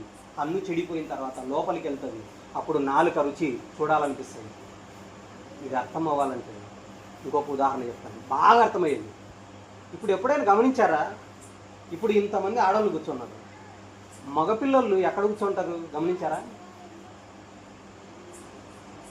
బాగా పిట్టగోడల మీద, ఎక్కడైనా కాలేజీలు కనపడితే కాలేజీల దగ్గర, బస్టాండ్లలో ఇలా కూర్చొని ఉంటారు. యవనస్తులైన పిల్లలు కూడా ఇలా కనపడుతుంటారు బయట. జాగ్రత్తగా వాళ్ళ చూపులు గమనించారా? చాలా భయంకరంగా ఉంటాయి. పోనీ పెళ్ళైన వాళ్ళు కూడా మగోళ్ళు ఆడోళ్ళు ఎవరైనా పోతంటే ఎలా చూస్తారు? యథార్థంగా ఆలోచిద్దాం. ఇది మతం కాదు, మనలోకి పాపం ప్రవేశించి మనం పాతాళానికి తీసుకెళ్తుందే. ఇంత గొప్ప రూపాన్ని ఇస్తే, పరిశుద్ధమైన అవయవాలను ఇస్తే, చిన్నపిల్లలు ఉన్నారు, చిన్నపిల్లలు ఎప్పుడైనా పాపపు చూపులు చూస్తారా? ఒకరి మీద ఈర్ష్య పగ పెట్టుకొని ఒకరిని చెడు చేయాలని చూపు ఉంటుందా? వాళ్ళు చూడగానే నవ్వుతారు, ఏదైనా ఆకలి అయితే ఏడుస్తారు, అంతేనా? అంతకంటే ఏం చేయరు. కానీ పెరిగి పెద్ద అయిన తర్వాత, ఒక 15 ఏళ్ళు 20 ఏళ్ళు వచ్చిన తర్వాత ఎలా ఉంటుంది చూపు? ఒక ఆడపిల్ల పోతుంది అనుకోండి, చూసే చూపు వేరే ఉంటుంది, అవునా? అలాగే ఆడబిడ్డ కూడా వయసుకు వచ్చిన తర్వాత దారిన పోయే వాళ్ళని చూసే చూపు వేరే ఉంటుంది. మీరు గమనిస్తారో లేదో గమనించండి. ఎందుకు ఇవన్నీ? ఎందుకు? బయట ఉన్న సమాజానికి తెలియలేదు, కుటుంబాలు నాశనం అయిపోతున్నాయి. అంతవరకు ఎందుకు? హైదరాబాదులో డాక్టర్ చదువు చదివిస్తే కూతుర్ని డాక్టర్ 3వ సంవత్సరం చదువుతుంది, తల్లిదండ్రులు కూలీ నాలి చేసుకొని తిని తినక కష్టపడి చదివించారు. పోయిన తర్వాత అమ్మగారు ఫోన్లు ఇచ్చారు కదా, ఫోన్లలో ఇన్స్టాగ్రామ్లో ఒకడు పరిచయం అయినాడు. పరిచయం అయిన తర్వాత వాడు ఇన్స్టాగ్రామ్ కానీ ఫేస్బుక్లు కానీ ఇవన్నీ మనుషులు చూస్తే బాగా అందంగా ఫిల్టర్లు తీసుకొని ఫోటోలు తీసుకొని హ్యాపీగా ఒక సినిమా హీరో చూసినట్టు, సినిమా హీరోయిన్ లాగా ఫోటోలు పెడతారు. అవన్నీ చూసి ఏం చేస్తున్నారు? ప్రేమలు అంటున్నారు. ప్రేమలు అంటే అవి కాదు అసలు. ఇస్సాకు రిబ్కాను ఎప్పుడు ప్రేమించాడు? పెళ్ళయిన తర్వాత ప్రేమించాడు. బైబిల్లో ఉంటుంది అన్నమాట. మీకు చూపించాలంటే చాలా రెఫరెన్స్లు అవుతాయి కాబట్టి నేను చెప్పట్లేదు. మన వాళ్ళు కూడా మన తాతల తరానికి వెళ్తే, తాతల తరం కాదు ఇంకా వాళ్ళ ముందుకెళ్తే, అమ్మ నాన్నలు ముందు అంతగా ఏం పరిచయాలు ఉండవు. వచ్చిన తర్వాత వాళ్ళు సంసారం స్టార్ట్ చేసిన తర్వాత ప్రేమించుకోవటం, తర్వాత వాళ్ళు మొత్తంగా సంసారాలు చేయడం చేశారు. ఇప్పుడు ఉండే ప్రజలు చదువులని ఇవన్నీ వెళ్ళిపోయి ఏం చేస్తున్నారు? ఫోన్లలోనే ఫోటోలు చూసుకోవటము, ప్రేమలనే పేరుతో చూసుకొని ఏమైపోయింది తెలుసా? ఆ అమ్మాయి కూడా అలాగే చూసి ఒకరిని లవ్ చేసింది, ఇంటికి వచ్చింది, చెప్పిన తర్వాత వాళ్ళు అమ్మాయి తర్వాత ఇంకొక ఆడబిడ్డ, అమ్మా నువ్వు ఇలాగా చేస్తే కష్టమవుతుంది అమ్మా, నీ తర్వాత చెల్లి ఉంది, ఆమెకు పెళ్ళి ఇవ్వాలంటే కష్టము, నీకు అన్న ఉన్నాడు, వాడు కూడా నీ కష్టం, నువ్వు చదివించాలంటే లక్షలు అవుతుంది కదమ్మా, అందుకే వాడు కష్టపడుతున్నాడు పెళ్లి చేసుకోకుండా, మేము కష్టపడుతున్నాము, చదువు పూర్తి చేయమ్మా, చక్కగా మంచిగా డాక్టర్ అయితే నీకు ఒక గౌరవం వస్తుంది సమాజంలో, అప్పుడు ఎవరన్నా పెళ్లి చేసుకున్నా కూడా బాగుంటుంది అమ్మా. బాగోదు, మేము ఊర్లో ఎంతమంది ఎన్ని మాటలు అన్నా కూడా ఆడపిల్లలకు చదువులేంటి ఇవన్నీ చెప్పినా కూడా నీ మీద నమ్మకంతో పంపిస్తే నువ్వు ఇలాంటి పని చేస్తే పరువు పోతుంది మా ఇంట్లో, చెల్లికి పెళ్లి కాదు, మీ అన్న కూడా కష్టం, ఎవరన్నా పిల్లల్ని ఇవ్వాలంటే ఆలోచిస్తారని చెప్పి పంపినారు. ఈ అమ్మాయి ఏమో హైదరాబాద్కి పోయింది, మళ్ళీ ఒకసారి సెలవుల్లో వచ్చింది. వచ్చేటప్పుడు ఏం చేసింది తెలుసా? వచ్చిన తర్వాత వాళ్ళ అమ్మ నాన్న కష్టపడి పని చేస్తే ఒళ్ళు నొప్పులు ఉంటాయి కదా, నడు నొప్పులు ఒళ్ళు నొప్పులు ఉంటాయి కదా, ఈమె డాక్టర్ చదువుతుంది, నేను ఇంజక్షన్ తెచ్చినా అని చెప్పేసి వాళ్ళ అమ్మకి ఇంజక్షన్ ఇచ్చింది. వాళ్ళ నాన్న కూడా పని చేసి వచ్చే లోపల, నాన్న నీకు కూడా నడు నొప్పి ఉంది కదా అని ఇంజక్షన్ ఇచ్చింది. ఇద్దరికి ఇంజక్షన్ ఇచ్చింది, పడుకున్నారు, నిద్ర వస్తుంది, పడుకోండి. ఉదయం లేవాలి, చచ్చిపోయినారు ఇద్దరు. ఎందుకు అని అడిగితే ఏదో జరిగింది, రాత్రిలో హార్ట్ అటాక్ వచ్చింది, నేను డాక్టర్ చదువుతున్నాను కదా దాన్ని బట్టి అది అర్థమవుతుంది, కళ్ళు తేలేసినారు, నోట్లో నుంచి కొంచెం నొరగ వచ్చింది, దీనికి కారణం హార్ట్ అటాకే అని చెప్పేసి ఈమె బుకాయిస్తుంది అన్నమాట. డౌట్ వచ్చి ఇద్దరు ఎందుకు చనిపోవాలని తర్వాత చెక్ చేస్తే ఈ అమ్మాయి హైదరాబాద్ నుంచి వచ్చేటప్పుడే ఆ విషపు ఇంజక్షన్లు తీసుకొని వచ్చి అమ్మకు నాన్నకు ఇచ్చింది. కారణం ఏంటి అని అడిగితే వాళ్ళ పోలీసులు ఉంటారు కదా, వాళ్ళ స్టైల్లో అడిగితే నేను ప్రేమించాను ఒక అబ్బాయిని, ఆ అబ్బాయితో పెళ్ళి మా అమ్మను మా నాన్నను ఎన్నిసార్లు అడిగినా ఒప్పుకోవట్లేదు అని చెప్పేసి సొంత తల్లి తండ్రి తిని తినక. కారణం ఏంటి? చూపు. ఎక్కడ? ఇన్స్టాగ్రామ్లో రీల్స్, ఇన్స్టాగ్రామ్లో ఫ్రెండ్ చూచినప్పుడు దాన్ని తీసుకొని అవ్వ తిన్నది. అలాగే ఈనాడు యువత సమాజం ఏమైపోతుంది తెలుసా? పెళ్ళైన వాళ్ళు కూడా ఎలా ఉన్నారు? పెళ్ళైన వాళ్ళు కూడా ఇంట్లో పనులు చేసుకుంటారు, బాగానే ఉంటుంది, వచ్చి అలా ఆరుబయట వచ్చి కూర్చుంటారు, కూర్చొని ఎవరైనా పోతున్నారు అనుకో అలా చూస్తుంటారు. ఎందుకు? లోపలేంటో నీకు నాకు తెలీదు, దేవునికి ఖచ్చితంగా తెలుసు. ఆలోచన నా మనసుకు రాకమునిపే దాన్ని గ్రహించుచున్నావని ఇందాక కీర్తన 139 చూసాం కదా, 1-2 వచనాల్లో ఉంటుంది. మరి వీటన్నిటి నుంచి మనం ఎలా బయటపడాలి అంటే ఈ బైబిల్ చాలా గొప్ప మాట చెప్పింది తెలుసా? చివరిగా ఆ మాటలు చూసుకొని ముగించుకున్నాం. యోబు గ్రంథం 31వ అధ్యాయము, జాగ్రత్తగా చూడండి. యోబు గ్రంథం 31వ అధ్యాయము 1వ వచనం చూడండి. యోబు గ్రంథం 31వ అధ్యాయం 1వ వచనం. నేను నా కన్నులతో నిబంధన చేసుకుంటుని. ఏమంటున్నాడు? యోబు గారు అంటున్నాడు. యోబు గారికి అర్థమయ్యి ఏం నిబంధన చేసుకున్నాడంట. ఏం నిబంధన? నిబంధన అంటే ఏంటి తెలుసా? అగ్రిమెంట్. అగ్రిమెంట్ అంటే తెలుసా? అగ్రిమెంట్ అంటే ఏంటి? ఈ స్థలము ముందు ఎవరిదో, అవునా? ఈ స్థలం గల వాళ్ళు కొనుక్కొని ఇక్కడ ఇల్లు వేసుకునేటప్పుడు ఒక అగ్రిమెంట్ రాస్తారు. ఏమని? అగ్రిమెంట్ రాసి ఇప్పటి నుంచి ఇంత డబ్బు నీకు చెల్లించాను కాబట్టి ఈ స్థలం మీద సర్వ హక్కులు నావి అని రాసి ఏం చేస్తారు? సంతకం పెడతారు. ఆ సంతకం ఆ అగ్రిమెంట్ ఉన్నంత వరకు ఆ అగ్రిమెంట్ ప్రకారంగా ఈ స్థలం ఎవరిది? అగ్రిమెంట్ రాసుకొని నిబంధన రాసుకున్నారు. ఇప్పుడు ఈయన ఏందో అగ్రిమెంట్ రాసుకున్నాడంటే ఈ అగ్రిమెంట్ ఎవరికి తెలియదు, క్రైస్తవులు కూడా తెలియట్లే. అందుకే చెప్పాలంటే బయట ఉన్న వాళ్ళకంటే క్రైస్తవులే చాలా భయంకరంగా ఉన్నారండి. వాళ్ళ బట్టలు బాగున్నాయా? బయట ఉన్న వాళ్ళే చక్కగా పంజాబీ డ్రెస్సులు వేసుకొని చక్కగా లంగా పావడా ఎంత చక్కగా ఉంటారు, చీర బాగా ఉంటారు. కానీ క్రైస్తవులు ఎలా అయిపోయినారు? చర్చీలకు వెళ్ళి పెద్ద పెద్ద చర్చీలకు వెళ్ళి చూడండి. మీరు ఇక్కడ ఉన్నారేమో కానీ నేను 10 సంవత్సరాల పాటు చెన్నైలో ఉన్నా, అక్కడ సేవ చేస్తూ. అక్కడ చర్చికి వెళ్తే ఎలా ఉంటారు తెలుసా? చాలా భయంకరంగా ఉంటారు అసలు. చూడండి ఇక్కడ ఏమని రాస్తున్నాడు. యోబు గ్రంథం 31వ అధ్యాయం 1వ వచనం. యోబు అంటున్నాడు, నా కన్నులతో నేను నిబంధన చేసుకుంటుని. ఏమంటున్నాడు? యోబు గారికి పెళ్ళైన తర్వాత కన్యకను నేను ఎలాగూ చూచుదును అంటున్నాడు. కన్యక అంటే పెళ్లి కాని ఒక ఆడబిడ్డ ఎవరైనా దారిన పోతుంటే ఎలాగూ చూచుదును ఏమంటున్నాడు చూడండి. ఎలాగూ చూచుదును, అలాగూ చేసిన ఎడల పరమనున్న దేవుని ఆజ్ఞ ఏమగును? 9కి వచ్చేయండి. చెబుతూ నా హృదయమున పరశ్రీని మోహించిన ఎడల, చూచిన తర్వాత ఆ బిడ్డను చూచి నేను మోహిస్తే అంటే మోహం అంటే ఏంది? ఆమె రూపాన్ని చూసి అందాన్ని చూసి కావాలని కోరుకోవటం. ఈనాడు యవనస్తులు అదే కదా చేసేది. చేస్తున్నారు లేదా? దారుణ పోయే వాళ్ళనే కాదు, ఫోన్లలో కూడా వచ్చేసినాయి. సినిమాలలో చూసారా ఎంత భయంకరమైన? ఒకప్పుడు సావిత్రి, ఒకప్పుడు జమున. ఎలాంటి పాటలు? ఒక హీరో హీరోయిన్ ఎక్కడో చెట్టు కింద ఉంటాడు, ఈమె ఎక్కడో పొలం దగ్గర నీళ్లు తీసుకొని పోతుంటారు. అక్కడి నుంచే పాటలు. ఇప్పుడు మనుషులు కలిసిపోవటము, భయంకరమైన ముద్దులు పెట్టుకోవటం, భయంకరమైన బూతు స్టెప్పులు. ఎంత భయంకరంగా ఉంది. వాళ్ళ డ్రెస్సులు బాగలేవు, వాళ్ళ నోటి మాటలు బాగలేవు, వాళ్ళ యొక్క ఆలోచనలు బాగలేవు, వాళ్ళ కెమెరా ఎలా పెడతారో అసలు భయంకరంగా ఉన్నాయి. ఇవన్నీ కారణాలు ఏంటి? పరశ్రీని ఏమంటున్నాడు యోబు గారు? పరశ్రీని నేను నా హృదయమున పరశ్రీని మోహించిన ఎడలా, నా పొరుగువాని ద్వారమున నేను పొంచి ఉన్న ఎడలా, నా భార్య వేరొకని తిరుగలి విసరునుగాక, ఇతరులు ఆమెను కూడుదురుగాక. ఈ మాట అర్థమైందో లేదో మీకు? నేను అలాంటి పని చేస్తే నా భార్య ఇంకొకరి ఇంట్లోకి పని మనిషిగా వెళ్ళి తిరుగలంటే తెలుసా? ఇసుర్రాయి అంటే తెలుసా? ఇప్పుడున్న పిల్లలకు తెలుసో తెలీదో? తెలుసమ్మా? పెసులు ఇలాంటివన్నీ ఏం చేస్తారు? ఇసురుతారు పిండి ఇవ్వటానికి. ఒకప్పుడు మన అమ్మలు వాళ్ళ అమ్మమ్మలు ఏం చేసేవాళ్ళు తెలుసా?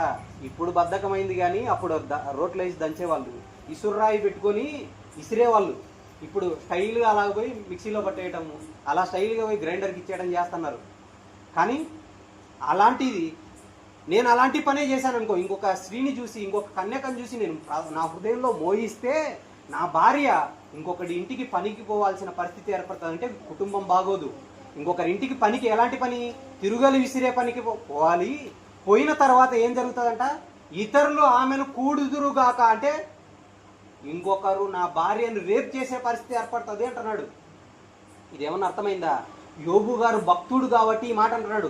నేను ఇలాంటి నిబంధన చేసుకున్నాడు. అంటే నిబంధన అంటే ఒక ఆడబిడ్డను చూడగానే సాక్షాత్తు నా దేవునికి కుమార్తె, నాకు కూడా ఒక కుమార్తె వయసు అని అనుకోవాలి కదా. ఈ జ్ఞానం లేక గుజరాత్లో రీసెంట్గా ఏం జరిగింది?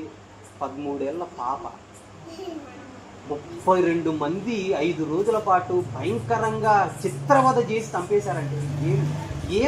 ఏం చూస్తున్నారండి? కళ్ళు బాగున్నాయా? అసలు ఈ ఆడబిడ్డ ఇంట్లో నుంచి బయటికి వెళ్తే అసలు పరిస్థితి బాగలేదు. అసలు మన ఇండియాలో ఇలా ఉంది. బయట ఎలా ఉంది తెలుసా, చాలా భయంకరం. అమెరికా అటువైపు అయితే, నేను అమెరికా హాస్పిటల్కి సంబంధించి కొంచెం వర్క్ చేస్తాను. చాలా హాస్పిటల్లో కేసులు చూస్తూ ఉంటాను నేను. చూసేటప్పుడు సమాజం ఎలా ఉంది తెలుసా, మగాళ్ళు బయటికి వెళ్ళి ఒంటరి కనపడినా కూడా చెరిచేసే వాళ్ళు ఉన్నారు. అంత భయంకరమైన పరిస్థితులు ఉన్నాయి ఎక్కడ, అమెరికా లాంటి దేశాల్లో, బ్రెజిల్ లాంటి దేశాల్లో. కారణం ఏంటి? కళ్ళు బాగలేవు. కారణం ఏంటి? ఇలాంటి నిబంధనలు లేవు. ఇక్కడ భక్తుడు ఏమంటున్నాడు, కన్యకను నేను ఎలాగూ చూసుదును, ఒకవేళ చూసి నా హృదయంలో మోహిస్తే, అంటే ఆ అమ్మాయి నాకు కావాలని కోరుకుంటే, నా భార్య ఇంకొకటి ఇంటికి పని చేసే పనికత్తెగా వెళ్ళేసి వారి ఇంట్లో ఇసరాలి, ఆమెను ఇతరులు కూడుదురుగాక అంటున్నాడు. అంటే ఎవరైనా ఒక భర్త తన భార్యకి ఇలాంటి పరిస్థితి రావాలని నిబంధన చేసుకుంటే దారిన పోయి ఆడదాన్ని ఎలా చూస్తాడు, ఒక ఆడబిడ్డని ఎలా చూస్తాడు? 32 మంది 13 ఏళ్ల బిడ్డ అంటే వాళ్ళు చూస్తుంటే ఎలా ఉన్నారు తెలుసా, ఒక్కొక్కడు దున్నపోతుల్లాగా ఉన్నారు. వయసు దగ్గర 25-30 సంవత్సరాలు ఉన్నాయి, 40 సంవత్సరాలు ఉన్నాయి. కారణం ఏంటి? వాళ్ళ పెళ్ళైతే ఇంచుమించు 11-12 ఏళ్ళ అమ్మాయి ఉంటుంది కదా, ఒరేని నా కూతురే, నా ఇంట్లో చెల్లి ఉంది అనే ఆలోచన లేవా? కారణం ఏంటి? ఇలాంటి నిబంధనలు తెలియకపోవటం వల్లే. క్రైస్తవులు కూడా ఇంత భయంకరంగా ఉన్నారండి బయట. చూడండి ఏమంటున్నాడో, ఇలాగ చేస్తే నా భార్య వేరొకని తిరుగులు విసురును గాక, ఆమెను ఇతరులు కూడుదురుగాక అని నిబంధన చేసుకున్నాడు. కాబట్టి ఇలాంటి నిబంధన క్రైస్తవ తల్లిదండ్రులు చేసుకుంటున్నారా? క్రైస్తవ పిల్లలకు నేర్పుతున్నారా? ఇలాంటి మాటలు సమాజంలో చెబితే ఏ బిడ్డ అయినా కూడా ఇంకొకరిని అలా చూస్తారా? ఇంట్లో చెల్లి ఉంది, నా చెల్లిని కూడా అలా చూస్తే ఏంటి అని ఏ అన్నైనా ఆలోచిస్తాడా? ఆలోచిస్తాడు ఖచ్చితంగా. అవును, నా తల్లి కూడా ఉంది కదా. చాలా భయంకరంగా తయారయ్యారండి ఆటో వాళ్ళు, రకరకాల మనుషులు. ఒంటరిగా ఆడది కనపడితే చాలు, అది ముసలమ్మైనా ఎవరైనా కూడా చెరిచేస్తున్నారంటే కారణం ఏంటి? కళ్ళు బాగలేవు. ఇప్పుడు నెట్ వచ్చిన తర్వాత అసలు ఇంతకుముందు అందరూ 6:30, 7, 8, 9 కంతా పడుకునేవాళ్ళు, ఎంత లేట్ అయినా. ఇప్పుడు అందరూ పడుకున్న తర్వాత మళ్ళా దుప్పటి కప్పుకొని ఫోన్లో ఏదో ఒకటి అంటుంటారు. ఏం చూస్తున్నారు మీరు? ఒకప్పుడు టీవీలో అందరు కుటుంబం ఇంటిల్లిపాదు కూర్చొని చూసుకునేవాళ్ళు. ఇప్పుడు టీవీలు చూసేవాళ్ళు కూడా కరువు అయిపోయినారు. అందరికీ ఫోన్లలో ఏంటో ఇవన్నీ ఎవరు చూస్తున్నారు? దేవుడు చూస్తున్నాడు. ఇంకొక స్త్రీని నువ్వు చూస్తున్నావంటే ఏం జరుగుతుందో ఒకసారి ఆలోచించండి. ఇలాగే చూసి చూసి చూసి లోపల హృదయంలో పోగు చేసుకొని పాపం చేసుకొని దారుణపోయే ప్రతి ఒక్కరిని అదే చూపుతో చూడటం బాగుందా? కళ్ళు పాడైపోయినాయి, దయ్యం కళ్ళను పొడి చేసింది. దానివల్ల అరికాలి నుంచి నడినెత్తి వరకు మొత్తం పాపమయమైంది. అదే యేసుక్రీస్తు వారు చెప్పాడు. యేసుక్రీస్తు వారు మతాన్ని బోధించలేదు. పాపం యొక్క ప్రారంభం ఏంటో పసిగట్టి ఆయన దాన్ని చెప్పాడు. నీ కన్ను తేటగా ఉంటే నీ దేహం అంతా తేటగా ఉంటుంది అన్నాడు. ఇలాంటి మాటలు చెప్పిన వాళ్ళు ఎవరైనా ఉన్నారా? ఆయన మాటలు, ఇలాంటి మాటలు చెప్తుంటే ఏమంటున్నారు? మత ప్రచారం చేయొద్దు అంటున్నారు. ఏమన్నా బాగుందా? మరి ఇలాంటి పనులు చేస్తున్న వాళ్ళ పరిస్థితి ఏమవుతుంది తెలుసా? ఇంత తల్లి గర్భంలో కాపాడి తల్లిదండ్రుల కంటే ముందే నిన్ను నిలబెట్టి నిర్మించి బయటికి తీసి భూమి మీదకి వచ్చిన తర్వాత ఎన్ని రకాల పనులు, ఎన్ని రకాల జ్యూసులు, ఎన్ని రకాలు మనకు కలిగించాడండి. ఎన్ని రకాల మాంసాలు, చేపలు, చికెను, మటను, ఎన్ని రకాల రుచులు. వీటన్నిటినీ తిని అనుభవించి అన్ని అవయవాలను పెంచుకుంటున్నామే. మదం ఎక్కిపోయి దారిన పోయే ప్రతి ఆడదాన్ని, ప్రతి మగవాన్ని అలాంటి చూపులతో చూస్తూ శరీరం అంతా పాపాన్ని నింపుకుంటూ ఇలా బ్రతుకుతున్న వారి గతి ఏమవుతుంది తెలుసా? అదే యోబు గ్రంథం 21:13 చూడండి. యోబు గ్రంథం 21:13. యోబు గ్రంథం 21:13. వారు ఇలాగే అన్ని శ్రేయస్సు కలిగి ఏం చేస్తున్నారు? తమ దినాలు గడుపుతున్నారు. అన్ని కోరింది, కంటికి కనపడింది కావాలి. ఫోన్లో చూడగానే ఈ డ్రెస్ కావాలి, బయటికి వెళ్ళి చూడగానే ఇది కావాలి. ఇప్పుడు ఇంతకుముందు ఏంటి, మనము ఏదైనా సరుకులు కావాలంటే ఎలా ఉండేది? ఇంట్లో చిట్టా రాసుకునేవాళ్ళు, రాసుకొని అంగడికి వెళ్ళి అవి మాత్రమే తెచ్చుకునేవాళ్ళు. ఇప్పుడు ఇంట్లో చిట్టాలు గట్రాలు రాయటం లేదు, పోవటమే పెద్ద మాల్ కనపడుతుంది. దాంట్లోకి పోగానే అది కావాలి, ఇది కావాలి, అది కావాలి. మనకు అవసరమైన వాటికంటే వాటిని చూసి కావాలని కోరుకోవడం, వాటిని తెచ్చుకోవడం. అనవసరంగా ఒక పొదుపు లేదు, ఒక జాగ్రత్త లేదు, కుటుంబాలు ఎంత భయంకరంగా. వీటన్నిటి కోసం పెళ్లి చేసుకున్నాం, ఇవన్నీ ఏం చేయాలి? ఇలాగ హింస పట్టేసి ఇంకా ఉదయం లేచినప్పటి నుంచి రాత్రి వరకు, శనివారం వరకు ఇష్టం వచ్చినట్టు ఇంకా ఈ పనులే, ఈ లోక సంబంధమైన వాటి కోసమే కష్టపడాలి, తెచ్చుకోవాలి, తినాలి, తాగాలి, సుఖించాలి. అప్పులు, బాధలు, రోగాలు ఇవే. ఆదివారం 1 గంట మాత్రం ఆదివారం దేవుని సన్నిధికి పోయి కూర్చోవటం. ఆడ ఏం చెప్తారంటే ఏవో కొన్ని మాటలు మిమ్మల్ని దీవిస్తారు, చేస్తారు, ఇవి చెప్తారు.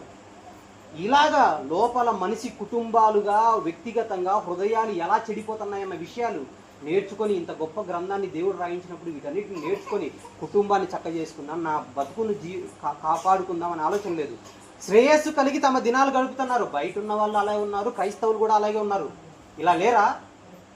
ఆదివారం మాత్రం, అది కూడా ఎంత భయంకరమైన పరిస్థితి అంటే, ఒకప్పుడు దేవుని సన్నిధికి వెళ్ళగానే చాలా జాగ్రత్తగా భయము భక్తితో ఉండేవాళ్ళు మా చిన్నప్పుడు. ఇప్పుడు యవనస్తులు ఎవరైనా చక్కగా కూర్చొని వాక్యం వినేది చూసారా మీరు? ఎక్కడో వెనకాల కూర్చుంటారు ఫోన్లో. ఏమని? వాట్సాప్లో మెసేజ్ వస్తుంది. ఆ మాటలు మీకు చెప్తే బాగా అర్థమవుతుంది కాబట్టి చెప్తున్నాను. ఏమని? వీడికి ఆల్రెడీ లవ్ బేబీ, అమ్మ నాన్న పోరు భరించలేక ఏదో చర్చికి వచ్చిన, ఏదో 10-15 నిమిషాలు అయిపోతుంది, వచ్చేస్తాను బేబీ, తిన్నావా? ఇలా టైప్ చేసేవాళ్ళు లేరా? గమనించండి జాగ్రత్తగా. చివర కూర్చొని ఫోన్లలో పని పాటలకు. ఒకప్పుడు బైబిల్ పట్టుకొని పోవడానికి చాలా గర్వంగా ఫీల్ అయ్యేవాళ్ళు, పరిశుద్ధ గ్రంథం జాగ్రత్తగా తీసుకొని వెళ్ళేవాళ్ళు. ఇప్పుడు ఎలా ఉన్నారు? బైబిల్ లేదు, ఫోన్లోనే. ఫోన్లో దేవుని వాక్యం తీస్తారు. అసలు బైబిల్లో నహూము గ్రంథం ఎక్కడుందో తెలియదు. 66 పుస్తకాలు ఉన్నాయి, ఏది ఎక్కడుందో కూడా క్రైస్తవ పిల్లలకు తెలియదు. కారణం ఏంటి? ఇంట్లో కూర్చోబెట్టి, అన్నం తినడానికి ముందు కూర్చోబెట్టి కుటుంబ ప్రార్థన చేసి, ఒక పాట పాడి, చక్కగా బైబిల్ చదివి ప్రార్థన చేసి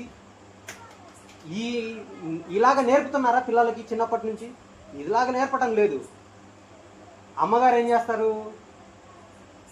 గుప్పెడంత మనసు, అవునా?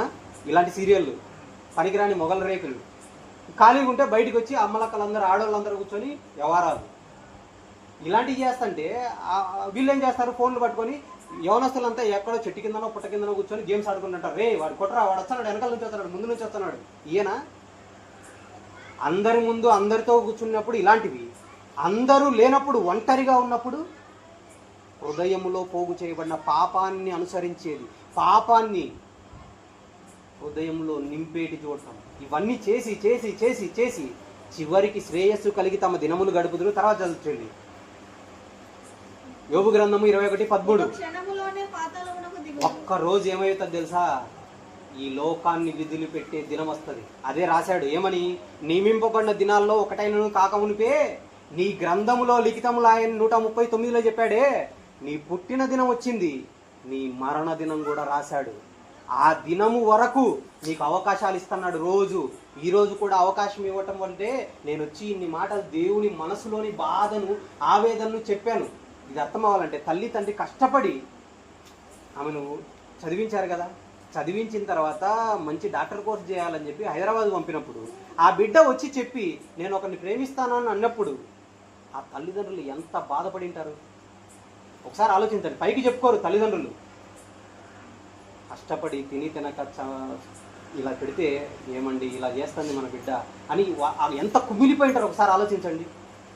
ఇది మీకు అర్థమైతే తల్లి గర్భంలో మనందరికీ కన్న తండ్రి అయిన దేవుడు నిర్మించి ప్రతి అవయవాన్ని రాసుకొని చక్కగా తయారు చేసి ఈ భూమి మీదకి పెట్టి అన్ని కలగజేసి పెడితే చివరి దినం వరకు పెట్టాడు. నియమింపబడిన దినాల్లో తమ దినములైతే ఎలా గడుపుతున్నారు? శ్రేయస్సు కలిగి గడుపుతారు.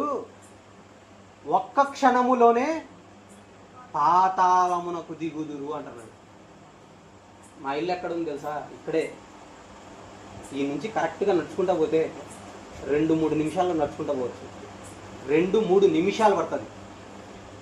అదే నేను వాక్యం చెబుతా ఇలా చచ్చిపోయాను అనుకోండి, నాలో పాపం పెట్టుకోండి,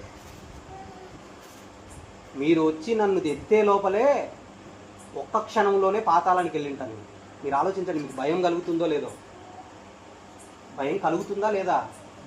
ఎందుకు ఇంతకాలంగా వెయిట్ చేస్తూ వస్తున్నాడు తెలుసా? ఎన్ని పాపాలు చేస్తున్నా కూడా ఇంకా మారు మనసుకుంటారు, ఇంకా మార్చుకుంటారు. నా మాటలు చెప్పిస్తాను, బైబిల్లో రాసినాను. ప్రతి ఒక్కరింట్లో ఒక్కొక్కరికి ఒక్కొక్క బైబిల్ గూట్లో పెట్టున్నారు. మళ్ళీ ఆదివారం రావాలా, ఇలా కొట్టి తీయాలా. అదే ఫోన్ అయితే మాత్రం పొద్దున్న లేవగానే అస్సలు ఇంకా ఫోన్ వచ్చిందా, ఏమొచ్చింది, మెసేజ్ వచ్చిందా, వాట్సాప్లో ఏం మెసేజ్లు వచ్చేసి, ఎవరు ఏ స్టేటస్ పెట్టినారు, ఫేస్బుక్లో ఏం అప్లోడ్ చేసినారు, నేనేం అప్లోడ్ చేయాలా, నేనేం స్టేటస్ పెట్టాలా. కానీ బైబిల్ ఇంత గొప్ప గ్రంథం రాయించి మన చేతుల్లో పెడితే, ఒక్కొక్కరికి ఒక బైబిల్ కలిగి ఉంటే చదువుతున్నామా? ఉదయాన్నే లేవగానే తండ్రి నా కోసం రాత్రి ఎంతోమంది చచ్చిపోయినారే, పడుకున్న వాళ్ళు పడుకున్నట్టే చనిపోయిన వాళ్ళు ఎంతోమంది ఉన్నారే, లేరా? అలాంటప్పుడు నాకు మరొక దినాన్ని ఇచ్చావు తండ్రి, ఈరోజు ఇంకా నేను మారాల్సింది, నేను మారతాను, నిన్నటికంటే ఈరోజు ఇంకా కొంచెం భక్తిగా బతుకుతాను, అబద్ధాలాట మానేస్తాను, చెడు చూపులు చూడటం మానేస్తాను. ఒక సహోదరుని నేను మా ఇంటికి పంపి ఎంత మంచి మాటలు చెప్పినాడు, కన్ను దెబ్బతీస్తుంది, కన్ను చెడిపోతే మొత్తం దేహం అంతా చెడిపోతుంది అని విషయం చెప్పినాడే. అలాంటప్పుడు నా కన్నును శుద్ధి చేసుకోవాలి. ఒక యోబు నిబంధన చేసుకున్నాడు తన కళ్ళతో, ఒక స్త్రీని అలాగ చూస్తే నా భార్యను ఇంకొకరు ఇతరులు కూడాలి అని నిబంధన చేసుకున్నాడు. కాబట్టి అలాంటి చూపు చూసేదానికి ఆస్కారమే ఉండదు. ఇలాంటి నిబంధన క్రైస్తవ తల్లిదండ్రులు చేసుకుంటున్నారా? క్రైస్తవ పిల్లలకు నేర్పుతున్నారా? నేర్పితే ఇలా ఉండదండి సమాజం. ఇలాంటి సమాజంలో మనం ఇంత భక్తిగా బ్రతుకుతూ ఉంటే పక్కనున్న వాళ్ళు కూడా వాళ్ళు మంచోళ్ళండి అనే సాక్ష్యం ఇస్తారు. మనం ఎలాగా దేవుని సన్నిధికి మాత్రం తెల్లది బట్టలు వేసుకొని హ్యాపీగా వెళ్ళేసి వస్తాం. ఇంటికి వచ్చిన వాళ్ళ నుంచి గొడవే, ప్రతిరోజు రాత్రి గొడవే. ఇలాగ ఉంటే ఆమె పేరు మాత్రం శాంతమ్మే, ఇంటికి వచ్చిన తర్వాత సూర్యకాంతం. ఎప్పుడు గొడవే. మొగుడిని నీకేం తెలియదు, సైలెంట్గా ఉండు, ఇలా మాట్లాడుతున్నారంటే ఏం తెలుస్తుంది? అర్థమవుతుందా మీకు? మనల్ని బట్టే సమాజంలో దేవుని నామం దూషింపబడుతుంది. మన జీవితాలను బట్టే ఇంకా మన చుట్టూ ఉన్న వాళ్ళు మారకుండా ఉన్నారు. ఇది మీకు అర్థమైతే ఈ రోజైనా సరే ఒకరిని పక్కన పెడదాం, వాళ్ళ జీవితాలు పక్కన పెడదాం, వాళ్ళ బ్రతుకులు పక్కన పెడదాం. ముందు మనల్ని మనం సంస్కరించుకుందాం, మన కుటుంబాలను కాపాడుకుందాం. ఈ రోజే మన చివరి రోజు అయితే పరిస్థితి ఏంటి? ఈ భయం ఏమన్నా ఉందా? ఒక్క క్షణంలోనే ఇప్పుడు పడుకుంటాం, మనం అంతా అయిన తర్వాత హ్యాపీగా తింటాం, పడుకుంటాం అనుకోండి, రాత్రే ప్రాణం పోతే ఉదయం లేచేంత వరకు మన వాళ్ళకు తెలియదు. కానీ నిద్రలో ప్రాణం పోతే ఒక్క క్షణంలోనే పాతాళానికి దిగితే పాతాళం ఎలా ఉంటుంది? భయంకరమైన అగ్నిగుండం. బయట మళ్ళా పైగా బతికున్న వాళ్ళు ఏమంటారు తెలుసా? మంచి చావు వచ్చింది, నిద్రలోనే పోయింది అంటారు. కానీ హృదయములో పాపం పెట్టుకొని చనిపోతే, ఆ పాపాల క్షమాపణ కలగకుండా చనిపోతే క్షణములోనే పాతాళానికి దిగుతారు. అందుకే ఉదయాన్నే లేవగానే మనం ప్రార్థనతో బైబిల్ చదువుకొని ప్రారంభించాలి. రాత్రి పడుకోవడానికి ముందుగానే ఏం చేయాలి? ప్రార్థన చేసుకొని మన పాపాలను క్షమించమని అడిగి పడుకోవాలి. యోబు గారు అదే చేసేవాళ్ళు తెలుసా? బలులు అర్పించేవాడు పిల్లల కోసం. వాళ్ళు ఏమన్నా పాపం చేశారేమో అని దేవునికి బలులు అర్పించి వాళ్ళ పాపక్షమాపణ కోసం బలులు అర్పించేవాడు. అలాంటి హృదయం కలిగిన తల్లిదండ్రులు ఎవరైనా ఉన్నారా? ఇలాంటివి చేయండి, కుటుంబాలను రక్షించుకోండి, మిమ్మల్ని మీరు రక్షించుకోండి. లేకపోతే ఆయన అన్నాడు ఒక మాట, ఏమని తెలుసా? ప్రభువా, నేను చెప్పిన మాటల ప్రకారం మీరు చేయక ప్రభువా ప్రభువా అని పిలుచుట ఎందుకు అంటాడు. ఇది 2వ రాకడలోనే మాట. లూకా సువార్త 6వ అధ్యాయంలోనూ ఉంటుంది, తర్వాత చదువుకోండి. మత్తయి సువార్త 7లో కూడా ఉంటుంది. మనం మన ఇష్టానుసారంగా బ్రతికి వారానికి 1 గంట మాత్రమే దేవుని సన్నిధికి పోయి కనపడి దేవా తండ్రి స్తోత్రం అని ఆ నోటితో ప్రార్థన చేసి మళ్ళా ఇంటికి వచ్చి అదే నోటితో భర్తను తిట్టి, పిల్లల్ని తిట్టి, పక్కింటి వాళ్ళతో గొడవ, వాళ్ళతో గొడవ, అత్తకు కోడలతో గొడవ, కోడలికి అత్తలతో గొడవ, ఇలా గొడవలు పెట్టుకొని మన ఇష్టానుసారంగా ఉంటే ఈ నోటితో దేవుణ్ణి స్తుతించిన నీవు ఈ నోటితోనే ఇతరులను శపించావు కదా. కాబట్టి ఈ పాపాలన్నీ నీ మీద మోపుతాను అంటాడు దేవుడు. కాబట్టి జాగ్రత్త. ఈరోజు మీ జీవిత పరమార్థం అర్థమైందని అనుకుంటున్నాను. మీరు మీ తల్లిదండ్రులు అనుకుంటేనో మీరు అనుకుంటేనో ఈ భూమి మీదకి వచ్చిన వాళ్ళు కాదు. తప్పనిసరిగా మీకోసం బైబిల్లో చాలా ఉన్నాయి. జగత్తు పునాది వేయబడక మునుపే మిమ్మల్ని కావాలని కోరుకున్నాడు. ఆ కాలం రాగానే మీ తండ్రి నుంచి మీ తల్లి నుంచి బయటికి తీసుకొని వచ్చాడు. ఈ 270 రోజులు అన్ని అవయవాలు తయారు చేసి నిర్మించి ఈ భూమి మీదకి తెచ్చాడు. ఈ భూమి మీదకి తెచ్చిన తర్వాత బెత్తెడు నాలుక కోసం ఎన్నో రుచులు కలగజేశాడు. అన్నీ కలగజేసి ఏ అవయవంతో కూడా పాపం చేయకూడదు, తప్పుడు ఆలోచన చేయకూడదు, తప్పుడు మాట మాట్లాడకూడదు, తప్పుడు చూపు చేయకూడదు, తప్పుడు నడతలు నడవకూడదు, తప్పుడు చేతలు చేయకూడదు అని ఆయన కోరుకున్నాడు. అన్నీ రాసుకుంటున్నాడు. ఏ ఒక్క దాంట్లో తప్పు అయినా కూడా మనల్ని ఏం చేస్తాడు తెలుసా? ఒక్క క్షణంలోనే ఈ భూమిని విడిచిన మరుక్షణమే మనం పాతాళంలోకి దిగుతాం. కాబట్టి ఆ పాతాళాన్ని తప్పించుకోవాలంటే యేసుక్రీస్తు తప్ప ఇంకెవ్వరూ తప్పించలేరు. అందుకే ఆయన నిర్దోషిగా బ్రతికి తన నిష్కలంకమైన అమూల్యమైన రక్తాన్ని మనందరి పాపాల కోసం కార్చాడు. కాబట్టి ఆయనను రక్షకుడిగా అంగీకరించి ఆయనను నమ్మితేనే మనం పాతాళాన్ని తప్పించుకొని పరలోకానికి వెళ్ళే లిస్టులో ఉంటాం. మీకు అర్థమైందని అనుకుంటున్నాను. ఇంత గొప్ప మాటలు విన్న తర్వాత కూడా మీరు నామకార్థ క్రైస్తవులుగా ఉండటము, ఇంకా యేసుక్రీస్తు అంటే ఎవరో మాలల దేవుడు మాదిగల దేవుడు అనుకుంటున్నారంటే మాత్రం మిమ్మల్ని ఎవ్వరూ బాగు చేయలేరు. అందుకే నేను చెప్తున్నాను, మీ మేలు కోరి దేవుడు మీకు ఈ మాటలు వినిపించాడు. కాబట్టి ఈ మాటలు మీకు తెలుసో తెలీదో ఈ రాళ్ళు సాక్ష్యం చెప్తాయి. తర్వాత పలానా రోజు పలానా ఆయన వచ్చి చెప్పాడు, కానీ ఈమె విని వెళ్ళిపోయింది కానీ మారలేదు అన్న విషయం చెప్తారు. అదే మాటలు ఉంటాయి. కాబట్టి మీ మార్పు కోసమే ఇంత మంచి మాటలు చెప్పడం జరిగింది. మారండి, వ్యక్తిగతంగా మారదాం, కుటుంబాలుగా మారదాం, సంఘాలుగా మారదాం, క్రైస్తవులుగా మనం అందరం మారి మన భక్తి జీవితాన్ని కొనసాగించి చనిపోతే యుగయుగాలు ఆయనతో ఉండే ఆ మంచి పరలోకాన్ని చేరుకుందాం. ఓకేనా? చిన్న ప్రార్థన చేసుకొని ముగించుకున్నాం. ప్రార్థన దయచేసి ప్రార్థన అయిపోయింది. ప్రేమ స్వరూపుడు మీరు ఎంత గొప్పగా మా గురించి ఆలోచించారు. మా తల్లిదండ్రుల కంటే ఎక్కువగా తల్లి గర్భంలో మమ్మల్ని నిర్మించడానికి మీరు పడిన కష్టము, మీరు రాసిన విధానం ఎంతో గొప్పది. మా కోసం ఎన్నో ఆలోచనలు కలిగి ఈ భూమి మీదకి పంపితే వాటన్నిటిని నెరవేర్చకుండా మా ఇష్టానుసారంగా ఈ శరీరంలో పుట్టే కోరికలను, శరీరాశ, నేత్రాశ, జీవ కుటుంబాన్ని కలిగి శరీరాన్ని మొత్తం అపవిత్రపరుచుకొని మా ఇష్టానుసారంగా బ్రతుకుతున్నాం. మా శ్రేయస్సు కలిగి ఇదే జీవితం అనుకొని ఇదే తిందాం త్రాగుదామని బ్రతుకుతుంటే పాపంలో పడిపోతే మమ్మల్ని రక్షించడానికి మీ ప్రియకుమారుడైన యేసుక్రీస్తు వారిని ఈ భూమి మీదకి పంపారు. ఆయన రక్తాన్ని సైతం మేము అపవిత్రమైనదిగా ఎంచి రక్షణలోకి రాక భక్తిగా బ్రతక, ఒకవేళ సంఘానికి వెళ్ళినా కూడా భక్తి 1 గంటకే పరిమితమై జీవిస్తున్నాం. తండ్రి, గతాన్ని విడిచిపెట్టి ఎల్లకాలము ఎల్లప్పుడూ భక్తి శ్రద్ధలతో మీకోసం బ్రతుకుతూ చనిపోయిన మరుక్షణమే ఆ భయంకరమైన పాతాళానికి వెళ్లకుండా మీ దగ్గరికి రాగలిగే, పరలోకానికి రాగలిగే అవకాశాన్ని ప్రసాదించమని ప్రార్థిస్తున్నాను. మంచిగా మాటలు విన్నారు తండ్రి. ఈ కుటుంబాన్ని దీవించండి, వారి ఆత్మీయ జీవితాలను అంతకంతకు అభివృద్ధి పరచండి. ఈ లోకంలో ఎలాంటి శ్రమలున్నా కష్టాలున్నా కొంతకాలమేనని ఎరిగి ఈ లోకాన్ని విడిచిన మరుక్షణమే మీరున్న మహాలోకానికి చేరటానికి అర్హత సాధిస్తామని గుర్తుంచుకొని బైబిల్లో రాయబడిన భక్తులు జీవించినట్లుగా మేమందరము బ్రతకగలుగుట కృపను అనుగ్రహించండి. అలాగున బ్రతుకుతుండగా దుష్టుల నుంచి మమ్మల్ని తప్పించండి. ఆర్థిక ఇబ్బందులు, అనారోగ్యము, ఎలాంటి సమస్యలున్నా మీ చిత్తమైతే వాటి నుంచి ఆదరణ కలిగించమని, చనిపోతే మాత్రం ఖచ్చితంగా మాకు పరలోకాన్ని, నిత్య జీవాన్ని అనుగ్రహించమని ప్రాధేయపడుతుంది. అలాంటి జీవాన్ని కలిగే విధంగా మేము నడవగలుగుటకు మా పాదములకు దీపముగా మీ వాక్యాన్ని ఉంచుమని ప్రాధేయపడుతూ ఈ ప్రార్థన క్రీస్తు వారి శ్రేష్టమైన నామములో అడిగి వేడుకొనుచున్నాము తండ్రి. ఆమేన్. ఆశీర్వాదాన్ని తీసుకుందాం.